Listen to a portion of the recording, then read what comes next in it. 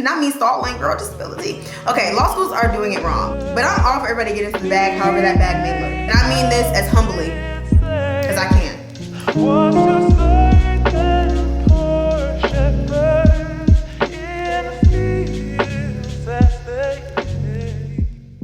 Hey y'all, welcome back to another video. My name is Cameron with a K. In today's video, y'all, I'm bringing y'all some legal tea, as my mug says. I know it's a little bit bright, y'all. It's a little bit bright, but let me take a sip first. For those of you that don't know, I'm a licensed attorney. I'm a content creator, a YouTuber, and entrepreneur with my law degree, license, okay? Lawyer license, attorney license. Anyway, okay, I'm back. I'm sorry. It's a huge accomplishment for one. But with my lawyer hat, I help my fellow influencers, creators, and entrepreneurs navigate the contract space in the influencer marketing industry. I consider myself an influencer marketing lawyer and social media lawyer, as well as influencer marketing consultant. I help businesses and brands as well, but I am first and foremost a creator at heart. So I always want to look out for my creators first. But if I can help the businesses help us, so then it's a mutual agreement, you know, I'm gonna do what I can. But today's video, as you can tell by the title, I'm gonna be spilling some tea about my opinion on law school, why I think they're not doing it right and they're not getting it right. And it may be a little controversy, y'all, I don't know. But I'm just gonna be telling you guys my experience with law school, why I think they're getting it wrong, and why I think so many people are leaving the practice of law, either in a traditional sense and or in its entirety. So get your mugs ready, girl, because this tea, I'm nervous. Okay, so I will be looking to the side because I did take some notes. I want to make sure that I'm providing a lot of value in this video while also, you know, maybe ruffling some feathers.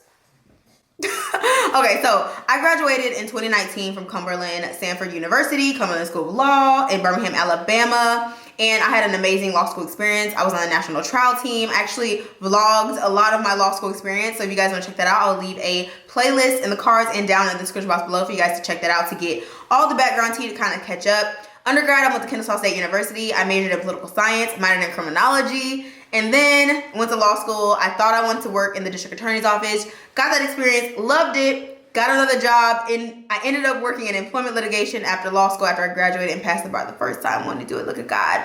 Worked in employment litigation for a year, and then I quit because I wanted to do content creation full time while also figuring out what it would look like to bridge the gap between influencer marketing as a lawyer and also influencer marketing as a creator.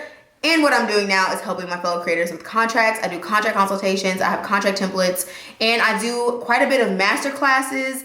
And now I'm also helping other law students and lawyers navigate the space, as I like to coin it, as a lawyer influencer. So more background, I feel like that gives some context before I really get into this. Not me stalling, girl, disability. Okay, law schools are doing it wrong. And you wanna know why? A lot of the focus on law schools are big law. And I'm not against big law. I think big law, one, if you get the opportunity to take it, stack your money up, okay? Because law school is expensive. Did I say law school is expensive? Okay. It's expensive to not only apply, but also while you're in it and also after the fact. I mean, I still pay for my license. Y'all, every year they still want the money, the COEs, child. They want all your coins, okay? So I understand why big law is so appealing, right? And I understand why law schools would want law students to really focus on that to be their goal, because that's going to make law students work harder and really just strive for the absolute best grades and the best them that they can be, which I'm all for it. All for it.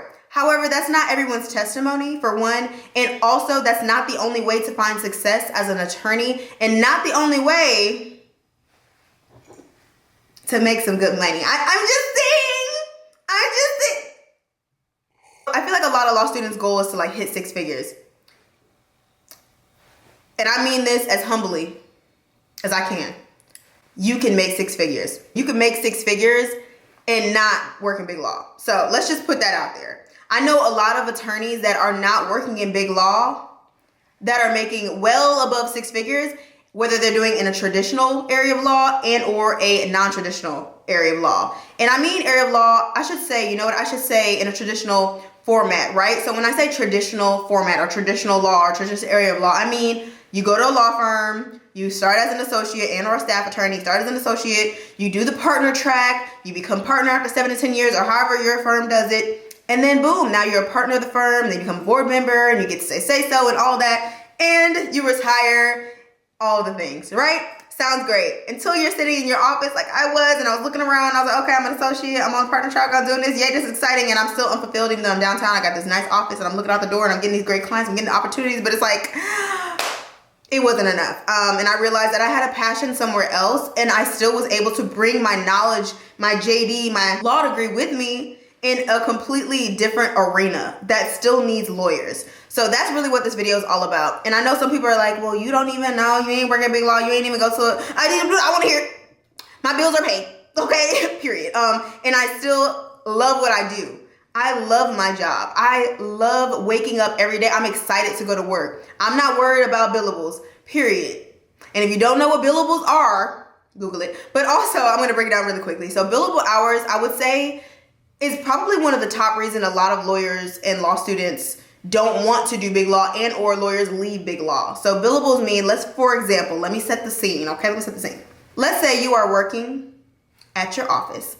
You work at a law firm, very prominent. You're doing very good. Proud of you. You did that. Stack your coins.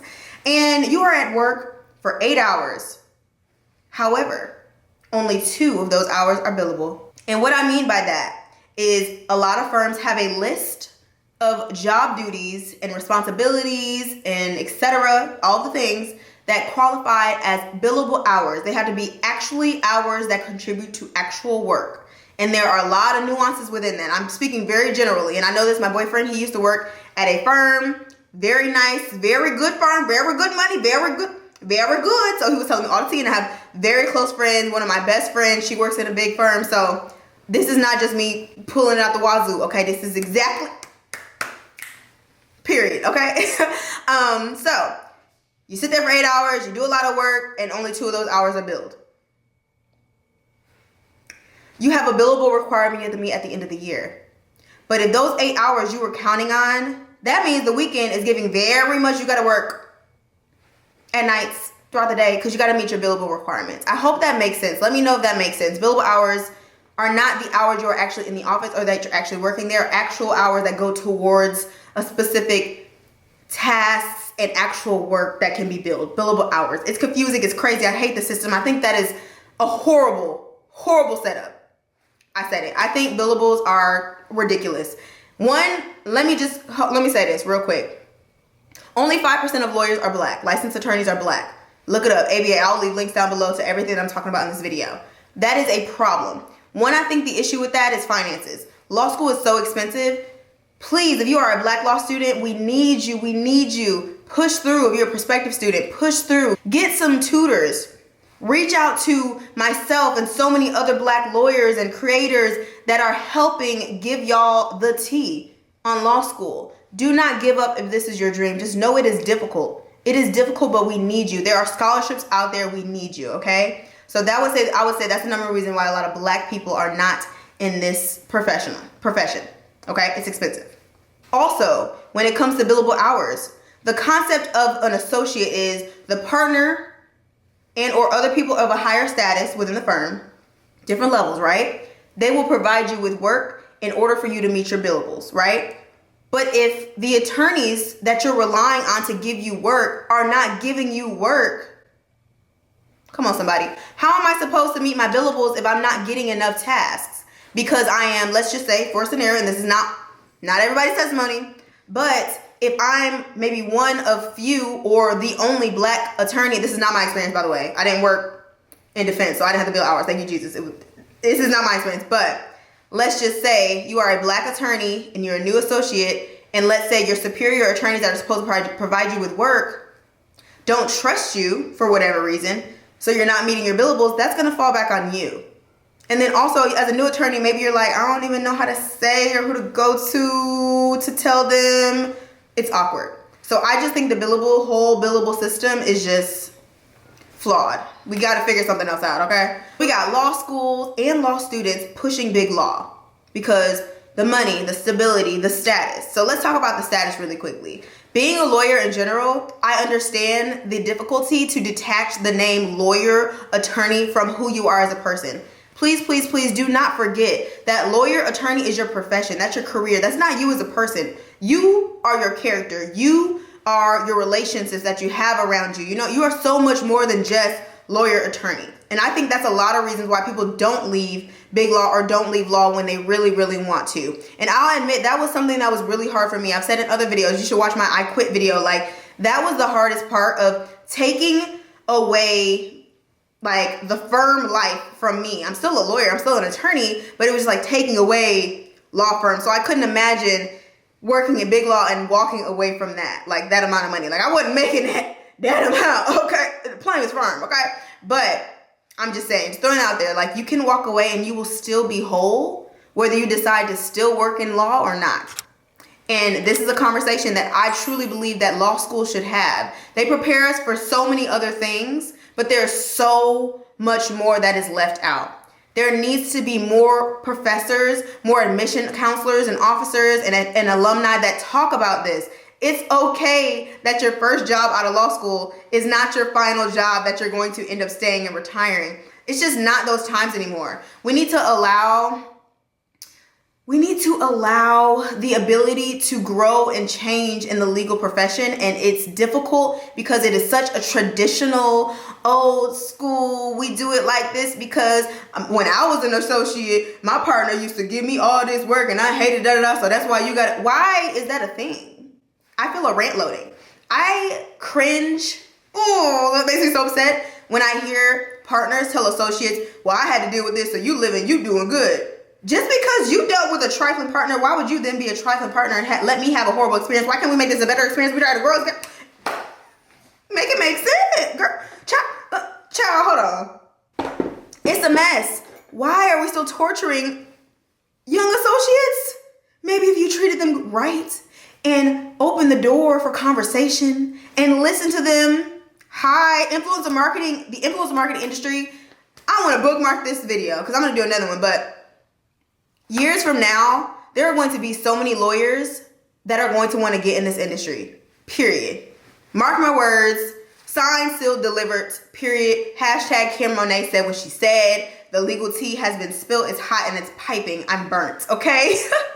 But seriously, in so many other areas, right? So I'm going to talk to you guys. I'm about to list a few non-traditional jobs that I feel like just are not talked about more. I'm not saying they've never been talked about, but particularly in law schools. Like law schools, why are we doing that? Especially, now this is really about, I can say this because I didn't go to a top law school. Now listen. This is for the law school. Y'all know y'all is not nobody's top 14%. Why is y'all pushing big law? If y'all don't sit back and get in line, I'm telling you. But even if you're at a top law school, like if it's the money, just know you can make money. One, not even in the legal field at all. You don't have to go to law school to make money. You don't have to be a doctor to make money. There are I can't even say it. There are YouTubers that are a quarter of my age. I'm 28. That are making so much money, and I'm looking at them and they looking at me and they new Tesla. Is that my Bessie and a Tessie? I don't think y'all feel me. So don't let money be your driving force for one. That should never be your driving force. But also, if the goal, which I think everyone's ultimate goal, like we really were honest with ourselves, is work-life balance, billable hours, man, if you don't really want to do much else, if you don't want to have a family, I think, you know what, you do you. But like if you like sleep and I don't know, traveling more, I'm just saying. There's more to life in the legal profession than big law. It just is. So here are a few other options, right? And I want to have a conversation in the comments. I want y'all to comment below. Do y'all feel me? Do you feel like, if you're a law student, do you feel the pressure to do big law? And if you desire to do that, do it. And honestly, if you get the opportunity, I say go for it. But don't question if you're like, maybe there's something more to life than what I'm doing. Or maybe I should try something else. But I'm all for everybody to get into the bag, however that bag may look. You do not have to be an influencer just because I am. You don't have to be a content creator just because I am. You don't have to work in influencer marketing as a lawyer just because I do. Find what you love. Like, if art law is something that you love, like maybe you love looking at art pieces and helping them negotiate deals when it comes to someone selling a piece of art. You need a lawyer. That's great. Contract law is so complex, and us going to law school, having a JD, there is different research skills that no one else will have because they did not go to law school like us. There's a way that we negotiate. When I tell you our negotiating skills are top tier, you better say that, sis. If you went to law school, sis, bro, etc. I say sis and girl like generally. But seriously, like, do not forget the skills that you learned in law school and how they can literally domino effect and pour into other career fields. It doesn't just have to be a law firm. You know what I'm saying? Like, do y'all feel me? Do y'all feel me? And some other skills that we have that a lot of other people just don't have, just for the simple fact that we went to law school, aside from research and negotiating, is how we analyze complex issues, how we're able to read and dissect something so quickly and so accurately while also breaking down legal problems in a way that not only other attorneys and professionals can understand, but also that lay people can understand. That is a skill that has to be exercised, which is why it's so important that I personally, you ain't got to, but I will forever pay for my law license. And I'm actually in the process of working on transferring to another bar because I want to be able to learn as much as I can. I say I'm a forever student. And when you're licensed, you're required to have continuing learning education credit. So I'm constantly listening to different updates on law and participating in different master classes and webinars and things like that that are given by the bar associations and things like that, so that I'm able to meet those requirements, but also stay on top of the laws, because laws change so quickly. And also with me working in the digital space, really quickly before I tell y'all the other list of jobs that I've looked up and that I would recommend if you want to kind of do some research and dip your toe into some other stuff, is I do want to say, with the digital space and social media and influencer marketing, it is moving light years faster than the legal industry, which is why we need lawyers that are interested and that are excited and that are passionate about this area to start to kind of dip and dab and see where there's some gaps where we need a lawyer to kind of have some negotiating or an opinion, or maybe you're just going to do a blog post or something like that. We need it. And I'm super excited that I see it just growing. It's $1 billion industry. The influencer marketing industry is $1 billion industry. I don't know why seasoned attorneys, as I like to coin it, they just don't understand. And it's so new. And I think a lot of us millennials, like I'm 20, I'm a millennial. I'm born in 93, okay? But we get it because we've seen the progression of social media. Think about it, like when I was younger, I still was playing outside. So millennials, we have that happy balance between we were playing outside and listen, my mom be like, being by the street lights. Okay, it was that kind of vibe. But we also started to get into MySpace, right? We also started to get into Facebook and get into Instagram. We got the smartphones and we saw that progression literally from like the Nokia, you know what I'm saying? Like the Razor, the Sidekicks, all of those, into now the iPhones and how they have progressed and how they have whole professional cameras. We saw that. So I think some of us, it's easier for us to grasp the concept of the digital industry growing. I hope that makes sense. I feel like I went on a tangent, but I'm really passionate about this stuff, if y'all can't tell. But let me go ahead and spill some tea on several different jobs that I would suggest you looking into if you're like, okay, Cameron, I hear what you're saying. I want to just kind of either have a side hustle, make a little bit of money on the side. We all need multiple streams of income. I don't care how much your job pays you, because they could fire you. I worked in employment litigation, and when I tell you that at will, they could fire you for a good reason, a bad reason, or no reason. Child, as long as it wasn't, discriminatory or things like that. But people say job security with their 9 to 5 until they get fired. Okay, so starting first, we have teaching in academia. So you can be a law professor, or you can be an undergraduate professor, or you can just be a teacher in general. You can focus on history. You can focus on English. You can focus on writing. You can focus on political science. There are so many different layers to having a law degree. And I'll just add this in general. JD preferred jobs are really a thing. And even if the job that you are going after doesn't necessarily say JD preferred, the fact that you have JD or law degree behind your name on your resume, it adds a different level of credibility. Like when I tell you, not only do more doors open when you have a JD, but you can walk through that door, sit at the table, have an opinion, and actually be heard. Unmatched, just for the fact that you went to law school. So that alone to me is valuable. But again, it's expensive and it's extremely difficult, mentally taxing. I'm gonna have to do a whole nother video on mental health and wellness in the legal profession, child, because that's a whole nother topic. But overall, it's a really great thing, and it's a huge accomplishment. I would never trade my law degree for anything. It's one of my, I would say, my number one accomplishment in life is my law degree. I worked really hard for it, so there's that. But there's more to life than just career, but you know, career-wise is my number one. Other things you can do with your law degree, you can work in government. So you can be a government worker, you can work in politics, you can be a policy advocate. A lot of, if not, well, let me stop. Presidents usually have law degrees. Things of that nature. There are so many different things you can do. Also, if y'all are familiar with Westlaw and LexisNexis and Casetext, those are legal research platforms and websites. You can be a representative for them. You can help write blog posts in particular about that, which could be like in journalism or writing or legal publishing, all of those type of things. When you think of like Above the Law website, there's a lawyer usually behind there typing and doing the necessary research so that they can put out that information. So that's another thing that you can do. You can work in finance, be an account manager. Again, those skills of negotiating, and especially if your undergrad degree was like in accounting or something specific like that, think of whatever your undergrad degree is. If it's not like political science or like law or things like that, there's probably an area of law that has to do with that. Even if we're talking about academic or education and like teaching, and you don't want to be a teacher, if you, let's say before you went to law school, you were an educator, you have a different level of expertise that I just don't have. You can use that in HR and recruiting for schools. You can use that in Title IX cases, I think is that, where in regards to like schools getting sued and things of that nature and giving them guidance in-house and things of that nature. There's so many different things you can do. Y'all see, I hope your minds are thinking, okay? Let's say you used to be a musician. You can go into entertainment law and help your fellow musicians in that industry. Let's say you just love reading and love books. You can be a law librarian.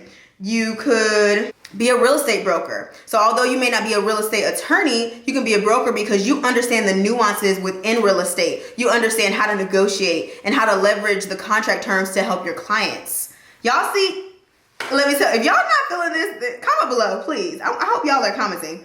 You can be business development manager. So with that is super helpful with your law degree because you can break them down as far as what legal entities they need to have, how to separate those, get them connected with the finance department, how to negotiate contracts, and so many different layers within that. You can do marketing and advertising for lawyers and law firms. If I was a law firm, if I was an attorney looking for advertising or marketing services, I would love to get that from another attorney because they understand the ethics behind it. They understand disclaimers and disclosures and specific nuances that are particular to my industry. Also, you could be a life coach or a career coach or professional development, whether that's for law students or lawyers or people that are just other legal professionals such as paralegals or legal assistants or office managers and things of that nature. You could also be a podcaster, YouTuber, content creator, freelance contracts, consulting, so many different things you can do with your JD. That's just to name a few. I will leave links down in the description box below to some other references and some websites that I use to do some of this research.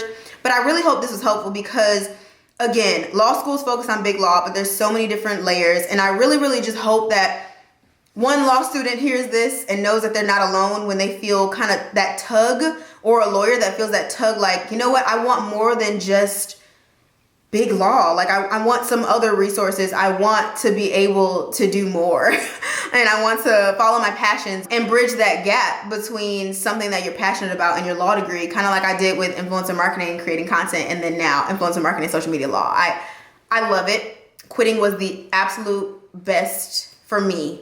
I'm not saying you need to go out there and quit. Please don't. Entrepreneurship is the second hardest thing I've ever done, the first being the bar exam. But it is so worth it. It's fulfilling. I love it. I still am able to nerd out with my legal research and all that because I truly love that, but I also love being a creator. So I hope this was really helpful. Thank you guys so much for watching. Don't forget to thumbs up this video if you enjoyed. Share this video with your family, friends, and colleagues. Make sure you guys leave me some comments down below so we can chit chat and kiki, and let me know what other videos you want me to do around law school or my legal experience or non-traditional law and all that. I'm excited to bring this back on my channel to spill some legal tea, as y'all know. And since this is Vlogmas, I will be ending this video with an affirmation. I usually leave my affirmations to my weekly vlogs and day in the life and spend the day with me vlogs, but because it's December, y'all, I'm feeling given, okay? No, because it's December and it's Vlogmas, I definitely want to leave you guys with an affirmation after every video. So if you made it this far in the video, make sure you guys comment below. I define what success looks like for me. I just dropped that from the top, okay? I literally just came up with that. But seriously, I think so many times we see other people, and some of you guys look at me like, oh, that's success. And it may not be success for you, and that's okay. Success can look in so many different forms and shapes and genres and careers and professions and paths and traits and all of the things. So I'm going to run it back one time for the one time. If you made it this far in the video, comment below. I define what success looks like for me. I love you guys so much, and I'll see you in my next one. Later.